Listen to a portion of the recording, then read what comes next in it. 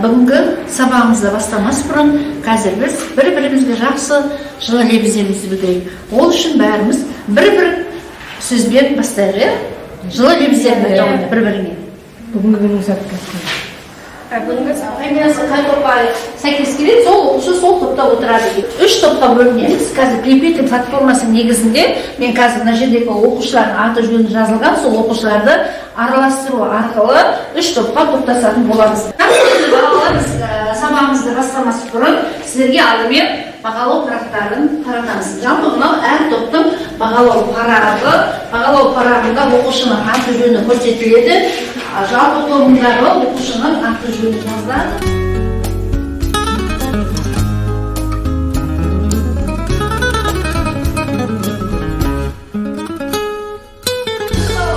Кешегі біздің өткен сабағымыз үйге берген тақырып қандай тақырып еді? Айталық, елді мекендердің жүктелуі, елді мекендердің қызметтік айналымы. Жақсы, отырады. Олай болса, осы үй сабағымызды, үйге берген тақырыбымызды карта әдісі арқылы сұрап қорытындылаймыз. Карта әдісі деп отырғанымыз не? Менің қолымда, яғни Қазақстанның саяси әкімшілік картасының қима-қаға бөліктері беріліп отыр. Осы бөліктерде сұрақтармен және сол сұраққа тән жауаптар және дұрыс емес жауаптар берілген. Міне соны біз қазір нақты таба алуымыз керек. Қай оқушының қолына қалай сұрақтың жауаптары келеді, сол бойынша жауап береміз. Және осыны ала отырып, біздер қазір анау тұрған Қазақстанның саяси әкімшілік картасы нағыламыз.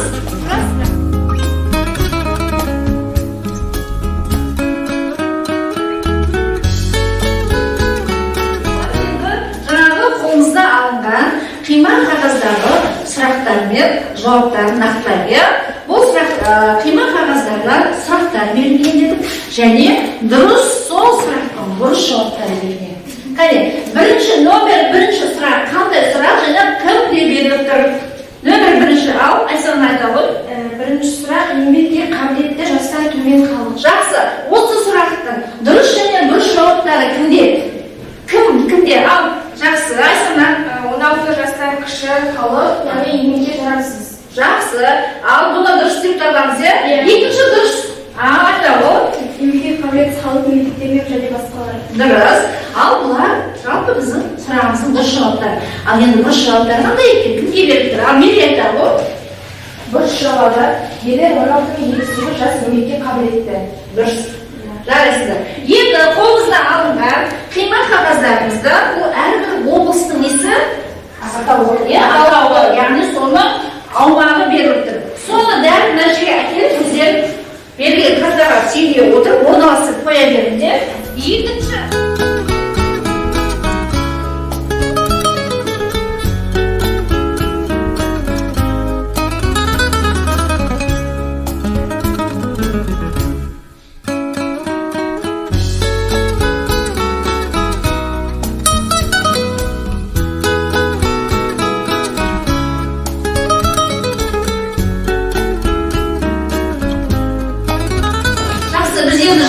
Әдісі арқылы сұрақтармен жауап бердік, таныстық. Енді жалпы қорытындылайыншы үй тапсырмасы бойынша қандай не есіген үй тапсырмасы бойынша елді мекен дегеніміз не? Елді мекеннің түрлері, ауыл дегеніне, қала дегені бір-бірі сөйлеумен кәне әр топтан бір-бір оқушы айтып шығаршы. Қандай сөз үй тапсырмасы бойынша? Айсана, есіңізде қалған?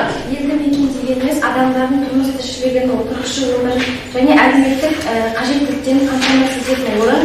Оның негізгі екі түрі бар, қалалық және ауылдық.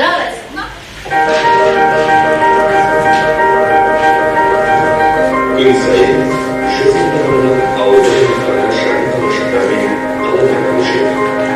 Бұл процесс урбандалудың белгілері.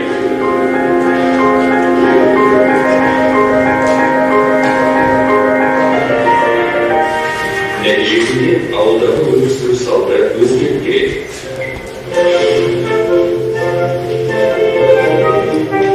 Тарихта көшірілсе ауылдың өмірі шикізат салаларымен байланысты болған ауыл шаруашылығы, орман шаруашылығы және балық шаруашылығы. қандай тақырып аясында жұмысында телевизионымыз бойында орналасқан. Бұл осы салалар үшін сауда мен тасымалдың маңыздылығын көрсетеді. Бұл СССР бойындағы жұмыстар. Үшінші тоқтар, жалпы тақырып барысында біз не көрдік? Немен таныстық?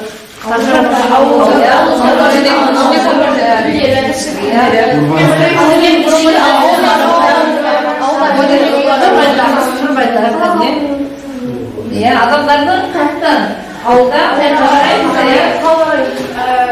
халықтың ауылдан қалаға қарай көшуі орын алып жатыр. Ауылдық жерлерде нелер жабылып жатыр дейді? ауыл шаруашылықтары, оның орнына қаладағы фабрикаларға, зауыттарға адамдардың барып жұмыс жасауы. Дұрыс айтасыз, түсініп отырсыңдар ма? Әр есікті ашу арқылы біз жаңа сабақтың кезеңдеріне өтетін боламыз.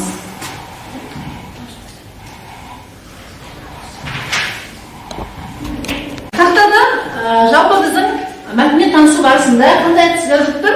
Өзара оқыту әдісі арқылы жаңағы айтылған урбандалу үдерісі және Қазақстандағы урбандалу үдерісі баға беру деген тақырыпты кітаптан оқып мәтінмен табамыз. Қаншаны 3-5 минутта танысып алатын боламыз. Мәтінмен оқып таныстық па? Жақсы, олайымызды әр топтан кім не түсінді? Қысқаша ғана жауап берейік. Ал, Нұрайта, онда топтан қала халқының үлесінің өсуі, қала өмір салтының жаңалануы және қоғамдық дамудағы қалалардың рөлі, урбандалу үдерісі, яғни 20 ғасырдағы ең маңызды әлеуметтік үдеріс болып табылады. Урбандалу қалаларда транспорттық, сауда, мәдени орындар шоғырланған және қала тектес кенттерде де көптеген кәсіпорындар орналасады. Урбандалудың оң және теріс салдары бар. Осы бойынша қалалардың жіктелуі 20 мыңнан астам адам болса, қала кіші қала болып саналады және 50 мыңнан астам болса, ол кезде орташа, ал 100 мыңнан астам. Жақсы балалар, енді арман қарай біз топтық тапсырмамызды бастаймыз. Топтық тапсырмамызда бірге ойлаймыз әдісі беріліп тұр. Бұл әдісте, яғни менің қолымда не беріліп тұр? Бақалашқа беріліп тұр. Осы бақалашқың ішін қарасаңдар, белгілі бір сұрақтың жауаптары бар және сұрақтары бар. Мына ішінде берілген қағаздағы сөздерді дұрыс таба отырып, параққа жазып, соның жауаптарын нағамыз табамыз.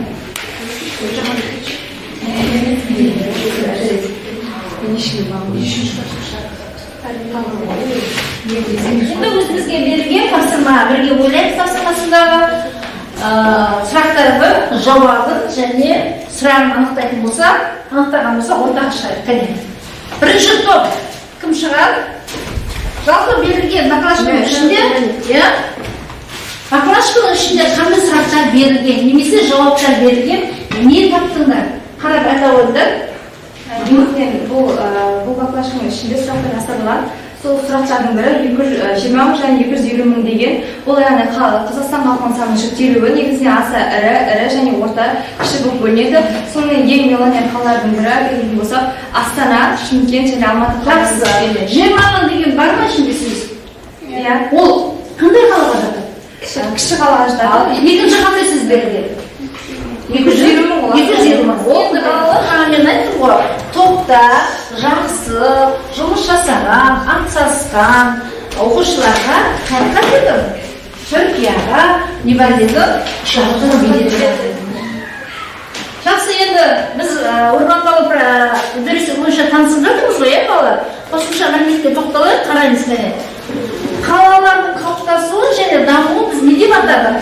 Урбандалу жалпы сыныпқа беріп, жалпы жұбынды осы топтың ішіне, сыныптың ішіне жұбынды қауып аласың. Мына жерде уақыт шеңбері деген беріліпті, жалпы мысалы мына жерде сағат неше депті? Сағат 9 болса, сағаттың 9 осы сағат екінші жағында 9 деген сағат бар, иә? Ал кет. Неше оқушы? 5 оқушы. 5 оқушы. Жұптарды іздеп орнымыздан тұрып, жұмысты табамыз. Жұп-жұп оқушыға жұп болады.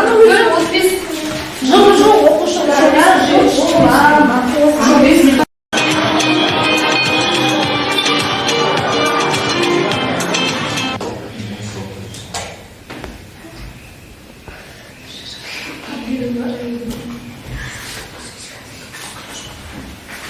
тағы да берген.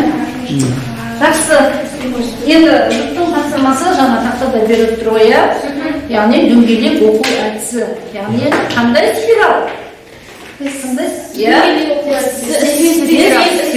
Яғни платформасы негізінде құрылған дөңгелек оқу әдісі. Мына дөңгелектің ішінде, мына шеңбердің ішінде бірнеше термин сөздер жазылып тұр. Байқап тұрсыңдар ма? Осы термин сөздерді ғылымды сабақта осы сөздердің мағынасы ашылған жоқ, соның мағынасын қазір таңуымыз керек, жұмыстасақ отырып ашуымыз керек. Бұл жерде жұптық жұмысты орындай отырып, қазір жұптардың өзара бағалауын жүргіземіз. Тапсырма орындау барысында жұптар дайын жауап қараған. Жақсы балалар, жұптық тапсырмамызды аяқтадық па? Жақсы, жұптық тапсырмамызды аяқтасақ, олай болса, жұптардың өзара бағалауын жүргіземіз. Менің қолымда дайын жауап парағы бар. Осы дайын жауап парағы арқылы парағындағы сөздерді өздерінің қасындағы жұптардың берген анықтамаларымен аламыз. Анықтамаларын тексереміз. Түсіндіңдер ма? Қане, өз тапсырмаларында орындаған жұмыстарын екінші жұптарға беруге жақсы жаңа бір қарама. Қатты қала дегеніне қазір аптасы.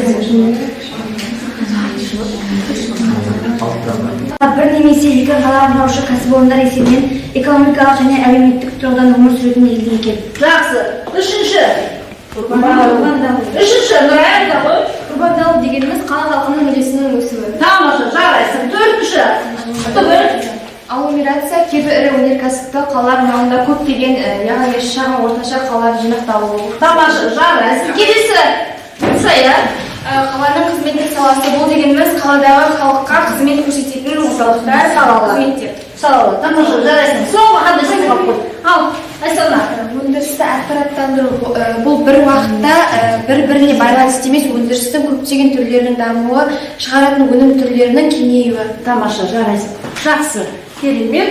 Жарайсың. Демек, біз бүгінгі жалпы сабақ барысындағы нені таныстық? Терминдермен таныстық. Енді бізде екінші тапсырма берілді, жұптық тапсырмада. Ол жұптық тапсырмамызда екінші тапсырма урбандалу үдерісі қарқынды жайқалатын аймақтарды анықтаңдар және қап қалалар орналасқан орталықты атап картада көрсетеміз. Түсінікті ме? Урбандалу қарқынды дамыған қалаларға Ақтөбе, Шығыс Қазақстан және Қостанай облысы жатады. Ақтөбе, Қостанай. Жоғарыда Қостанай.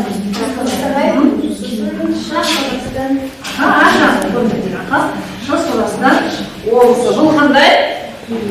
урбандалу қарқынды дамыған облыста. Жарайсың. Жақсы балалар, енді біз жеке тапсырмаға көшеміз. Саралау тапсырмасы деңгейлік, 3 деңгейлік тапсырма беріліп тұр. Менің қолымда жалпы жеке тапсырмаға қатысты 10 балдық дескриптор көрсетілген бағалау парағы бар. Барлығымызға осы бағалау парағы беріледі. Осы бағалау парағы өзінің әр тапсырма бойынша жұмысты орындап отырып белгі соғып отырасың. Қазір сабақ соңында қанша балл жинағанымды осы дескриптор бойынша анықтайтын боламыз. Бірінші ақпараттық оқу тапсырмасы болдық па? Бірінші оқушылар болғандарыңыз бар ма? Болғандарыңыз жақсы. Болғаныңызда екінші тапсырмаға көшеміз. Екінші тапсырма. Екінші қандай тапсырма беріп тұр? Облыстар бойынша орындалуды деңгейін анықтау. Анықталған мәлімет бойынша не қоямыз? Диаграмма құрамыз. Қараймыз балалар, менің қолымдағы нені картаны қолданасыңдар және қолымыздағы интеллект ресурстарын қолдану арқылы, не істейміз? Толықтырып, жалпы еліміздегі аз урбандалған, орташа урбандалған, жоғары урбандалған облыстар.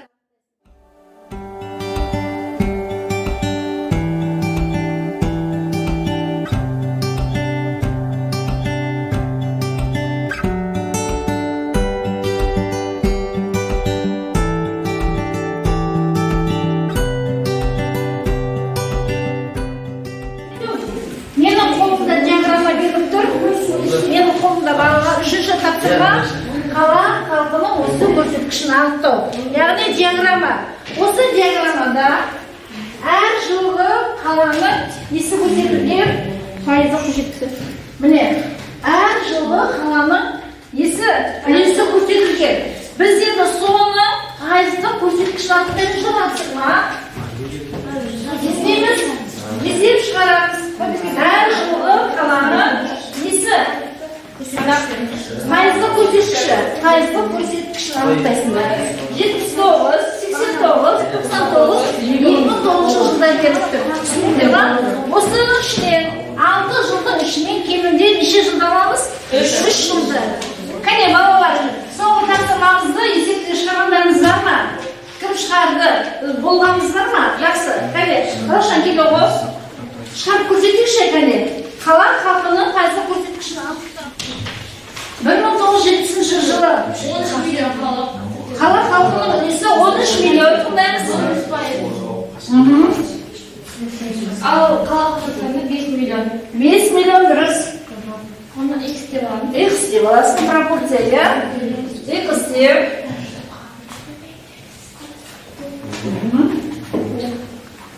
Білесің, olur. Миллион деп жазып. Жеке жұмыстарының балалар қолдарына бердім ғой, жеке жұмыстарының несі дескрипторлар бердім. Берілген өздеріне 3 саралау тапсырмасы бойынша тапсырма берді. Соған сәйкес дескриптор арқылы өзіңнің орындаған жұмысыңды ала қой, бағалап қуанышқа. Бүгінгі сабағымызды қорытындылау барысында жауап менен, сұрақ сізден айтсын, қолданып берді. Жалпы біз бүгінгі сабақ барысында не білдік, не ұқтық. Міне сол үшін жауап менен, сұрақ сіздерден. Айтсын, қолданбау деген не болды сонымен? Біреуіміз еді. Қала халқының рекомендуы қала өмір салтанаты, яғни ауылда кіші жерде, барлық кіші жерде халыққа. Қала халқының үлесінің ақтөйге тапсырма. Қазақстан қалаларының сипаттамасы кестесін толтыру. Мәтінді оқып отырып, Қазақстан қалаларының сипаттамасы кестесі беріп тұр оқулықта. Сол бойынша егер істейсіңдер, енді қазір біз кері байланысында бүгінгі сабаққа өздеріңіз кері байланыс жасайсыздар. Түсіндіңдер ме? Қане, бүгінгі сабаққа қандай деңгейде өтті? Сіз үшін қалай болды? Міне соған SMS қалдырамыз. Жақсы балалар, бүгінгі сабағымыз осымен аяқталды. Керемет сабақ өтті деп ойлаймын. Көптеген түсініктеме қалды ғой, өздерінің бұл туралы жіберген SMS-терінен көріп тұрмын. Ертеңгі күндеріне сәттілік, берілген тапсырмаларды орындап келулеріне болады. Жақсы, сау болыңыздар.